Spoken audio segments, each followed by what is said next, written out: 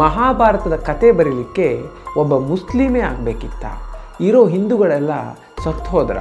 ಈ ರೀತಿ ಜನರು ಕೋಪಗೊಂಡಿದ್ದೇಕೆ?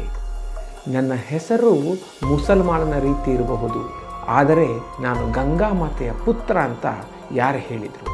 ಮಹಾಭಾರತ ಧಾರಾವಾಹಿಯ ಚಿತ್ರಕಥೆ ಮತ್ತು ಸಂಭಾಷಣೆಯನ್ನು ಒಬ್ಬ ಮುಸ್ಲಿಂ ಬರೆದಿದ್ದು ಹೇಗೆ? ಈ ಎಲ್ಲ ವಿಷಯಗಳನ್ನು ತಿಳ್ಕೊಳ್ಳೋಣ ಇವತ್ತಿನ ದಂತಕಥೆಯಲ್ಲಿ.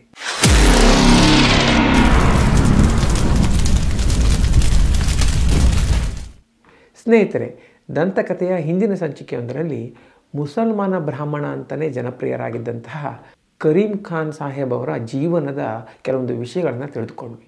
ಇವತ್ತಿನ ಸಂಚಿಕೆಯಲ್ಲಿ ಒಂದು ಕಾಲದಲ್ಲಿ ಅತ್ಯಂತ ಜನಪ್ರಿಯವಾಗಿದ್ದಂತಹ ಮಹಾಭಾರತ ಧಾರಾವಾಹಿಯ ಸಂಭಾಷಣೆ ಮತ್ತು ಚಿತ್ರಕಥೆಯನ್ನು ಒಬ್ಬ ಮುಸ್ಲಿಂ ವ್ಯಕ್ತಿ ಹೇಗೆ ಬರೆದ್ರು ಅನ್ನೋದನ್ನು ತಿಳಿದುಕೊಳ್ಳೋಣ. ರಾಹಿ ಮಾಸೂಮ್ ರಾಜಾ ಇವರೇ ಈ ಮಹಾಭಾರತ ಧಾರಾವಾಹಿಯ ಚಿತ್ರಕಥೆ ಮತ್ತು ಸಂಭಾಷಣೆಯನ್ನು ಬರೆದಂತಹ ವ್ಯಕ್ತಿ. ರಾಹಿ ಮಾಸೂಮ್ ರಾಜಾ ಅವರು ಉತ್ತರ ಪ್ರದೇಶದ ಗಾಜಿಯಾಬಾದ್ನಲ್ಲಿ ಜನಿಸಿದರು. ಇವರು ಚಿಕ್ಕಂದಿದ್ದಾಗ ಇವರಿಗೆ TB ಮತ್ತು ಪೋಲಿಯೋ ಆಗಿರುತ್ತೆ. ಹಾಗಾಗಿ ಹೊರಗಡೆ ಭಾಳ ಸಮಯ ಕಳೆದೇ ಇವರು ಮನೆಯಲ್ಲೇ ತುಂಬ ಸಮಯವನ್ನು ಕಳೆದಿರ್ತಾರೆ. ಇಂತಹ ಒಂದು ಸಮಯದಲ್ಲಿ ಇರೋಬ್ಬರ ಪುಸ್ತಕ ಎಲ್ಲ ಓದಿರ್ತಾರೆ. ರಾಮಾಯಣ ಮತ್ತು ಮಹಾಭಾರತದ ಕಥೆಗಳನ್ನು ಕೂಡ ಇವರು ಕೇಳಿರ್ತಾರೆ.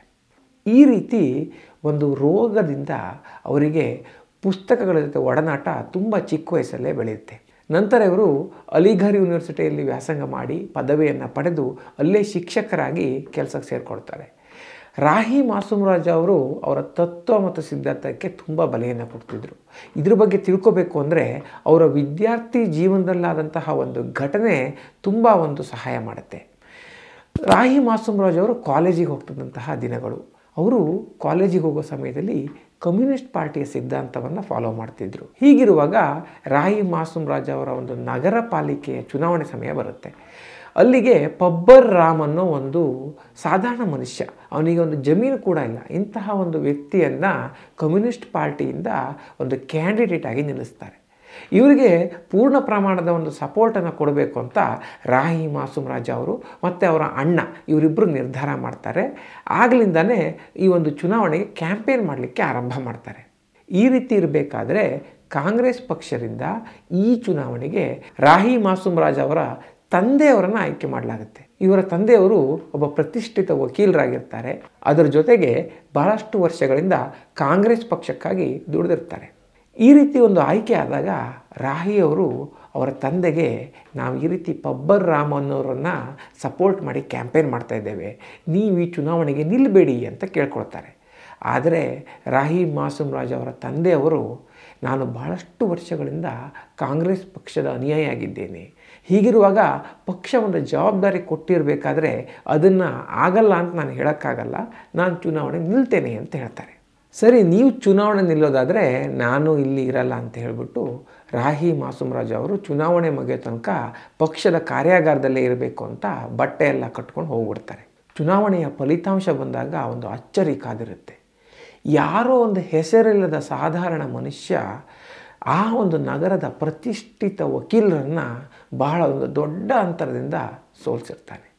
ಈ ರೀತಿ ಒಂದು ತಮ್ಮ ತಂದೆಯ ಒಂದು ಚುನಾವಣೆ ವಿಷಯ ಬಂದಾಗಲೂ ಕೂಡ ರಾಹಿ ಮಾಸೂಮ್ ರಾಜಾ ಅವರು ತಮ್ಮ ತತ್ವ ಮತ್ತು ಸಿದ್ಧಾಂತಕ್ಕೆ ಒಂದು ಜಾಸ್ತಿ ಒಲವನ್ನು ಕೊಡ್ತಿದ್ರು.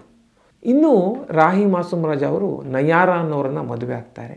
ಆದರೆ ಈ ನಯಾರಾ ಅನ್ನೋರು ಮೊದಲೇ ಒಂದು ವಿವಾಹವಾಗಿದ್ದಂತಹ ವ್ಯಕ್ತಿಯಾಗಿರ್ತಾರೆ. ಹೀಗಾಗಿ ಮೊದಲೇ ಒಂದು ವಿವಾಹ ಆದಂತಹ ಮಹಿಳೆಯನ್ನು ಇನ್ನೊಮ್ಮೆ ಮದುವೆ ಆಗ್ತಿರ್ಬೇಕಾದ್ರೆ ರಾಹಿ ಅವರಿಗೆ ತುಂಬ ಒಂದು ವಿರೋಧ ವ್ಯಕ್ತವಾಗುತ್ತೆ. ಈ ರೀತಿ ಒಂದು ಭಾಳ ವಿರೋಧ ವ್ಯಕ್ತವಾಗಿ ಅಲಿಘರ್ ಯೂನಿವರ್ಸಿಟಿಯಿಂದ ಅವರ ಕೆಲಸವನ್ನು ಅವರು ಬಿಡಬೇಕಾಗತ್ತೆ. ಈ ರೀತಿ ಕೆಲಸ ಬಿಟ್ಟು ಅವರು ಮುಂಬೈಗೆ ಬರ್ತಾರೆ.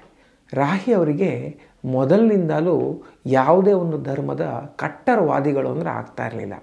ಅವರ ಪ್ರಕಾರ ಧರ್ಮವನ್ನು ಭಾರತದ ರಾಜಕೀಯದೊಳಗೆ ತರಬಾರದು.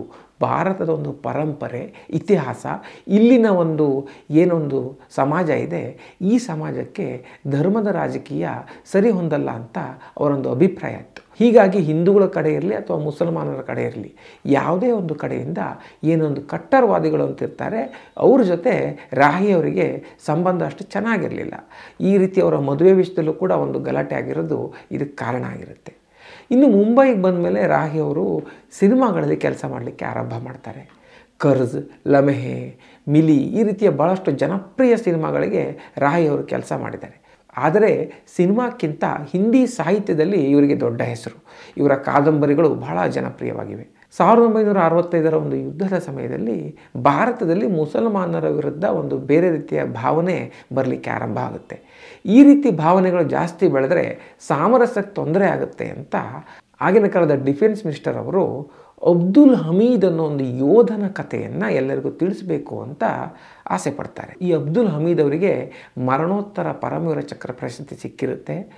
7 ಪಾಕಿಸ್ತಾನಿ ಟ್ಯಾಂಕರ್ಗಳನ್ನು ಇವರು ನಾಶ ಮಾಡಿದರು ಅಂತ ಒಂದು ಪ್ರಖ್ಯಾತಿ ಇರುತ್ತೆ.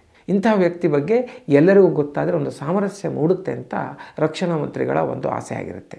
ಈ ಒಂದು ಕಥೆಯನ್ನು ರಾಹಿ ಮಾಸೂಮ್ ರಾಜ್ ಅವರು ಬರೀತಾರೆ. ಛೋಟೆ ಆದ್ಮಿ ಕಿ ಬಡೇ ಕಹಾನಿ ಅಂತ ಒಂದು ಕಥೆಯನ್ನು ಅವರು ಬರೀತಾರೆ. ಈ ಒಂದು ಕಥೆ ಮೂಲಕ ಭಾಳಷ್ಟು ಜನರಿಗೆ ರಾಹಿ ಮಾಸೂಮ್ ರಾಜ್ ಅವರು ಪರಿಚಯ ಆಗ್ತಾರೆ. ಇನ್ನು ಹೋಗ್ತಾ ಹೋಗ್ತಾ ಇವರಿಗೆ ಬಹಳಷ್ಟು ಹಿಂದಿ ಸಿನಿಮಾಗಳಲ್ಲಿ ಕೆಲಸ ಮಾಡುವಂತಹ ಅವಕಾಶ ಸಿಗುತ್ತೆ. ಬಹಳ ಒಂದು ಜನಪ್ರಿಯರಾಗ್ತಾರೆ. ಇಂತಹ ಒಂದು ಸಮಯದಲ್ಲಿ BR ಚೋಪ್ರಾ ಅವರು ಮಹಾಭಾರತ ಒಂದು ಧಾರಾವಾಹಿಯನ್ನು ಮಾಡಬೇಕು ಅಂತ ಅಂದ್ಕೊಳ್ತಾರೆ. ಈ ಒಂದು ಧಾರಾವಾಹಿಗೆ ಸಂಭಾಷಣೆಯನ್ನು ಯಾರು ಬರೀಬೇಕು ಅಂತ ಅವರು ಹುಡುಕ್ತಾ ಇರ್ತಾರೆ. ಹೀಗಿರುವಾಗ ಅವರಿಗೆ ರಾಹಿ ಮಾಸೂಮ್ ರಾಜ್ ಅವರು ಇದಕ್ಕೆ ಸೂಕ್ತ ಅಂತ ಅನಿಸುತ್ತೆ. ಈ ರೀತಿಯ ಒಂದು ವಿಷಯವನ್ನು ರಾಹಿ ಮಾಸೂಮ್ ರಾಜ್ ಅವರ ಹತ್ರ ಹೇಳಿದಾಗ ಅವರು ತನಗೆ ಸಮಯವಿಲ್ಲ, ಭಾಳ ಸಿನಿಮಾಗಳ ಕೆಲಸವನ್ನು ಒಪ್ಕೊಂಡಿದ್ದಾನೆ, ಹಾಗಾಗಿ ಈ ಧಾರಾವಾಹಿಯಲ್ಲಿ ನನಗೆ ಸಂಭಾಷಣೆ ಬರಲಿಕ್ಕೆ ಆಗಲ್ಲ ಅಂತ ತಿರಸ್ಕರಿಸ್ತಾರೆ. ಆದರೆ ಹೇಗಾದರೂ ಮಾಡಿ ಇವರನ್ನೇ ಈ ಒಂದು ಧಾರಾವಾಹಿಗೆ ಆಯ್ಕೆ ಮಾಡಬೇಕು ಅಂತ BR ಚೋಪ್ರಾ ಅವರ ಆಸೆ ಆಗಿರುತ್ತೆ. ಅದಕ್ಕೆ ಅವರೊಂದು ಪ್ಲ್ಯಾನನ್ನು ಮಾಡ್ತಾರೆ.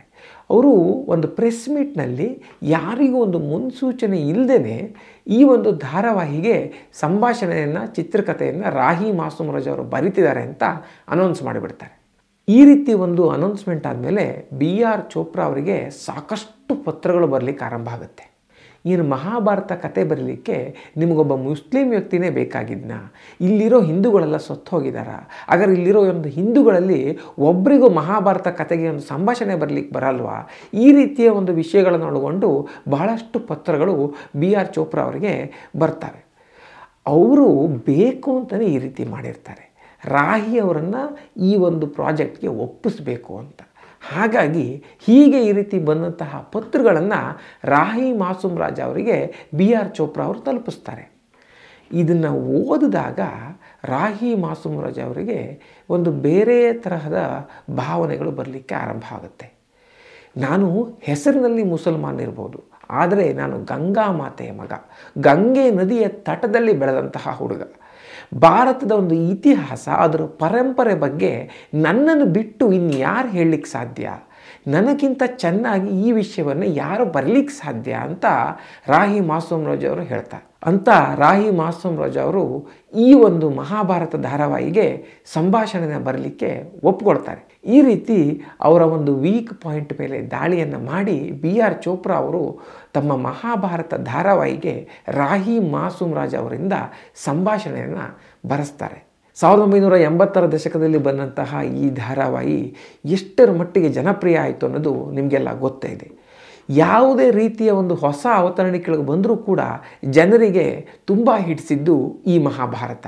ಈ ರೀತಿ ಬಹುತೇಕ ಜನರಿಗೆ ಅದಾಗಲೇ ಗೊತ್ತಿದ್ದಂತಹ ಮಹಾಭಾರತದ ಕಥೆಗಳನ್ನು ಭಾರತದ ಮೂಲೆ ಮೂಲೆಗೂ ತಲುಪಿಸುವಲ್ಲಿ ರಾಹಿ ಮಾಸೂಮ್ ರಾಜ್ ಅವರ ಪಾತ್ರ ಒಂದು ಮಹತ್ವದ್ದು ಅಂತ ನಾವು ಹೇಳಬಹುದು. ಈ ರೀತಿ BR ಚೋಪ್ರಾ ಅವರ ಒಂದು ಪ್ರೆಸ್ ಮೀಟ್ನಿಂದ ಮಹಾಭಾರತ ಧಾರಾವಾಹಿಗೆ ಒಬ್ಬ ಮುಸ್ಲಿಂ ವ್ಯಕ್ತಿ ಚಿತ್ರಕಥೆ ಸಂಭಾಷಣೆಯನ್ನು ಬರೆಯುವಾಗ ಆಗುತ್ತೆ.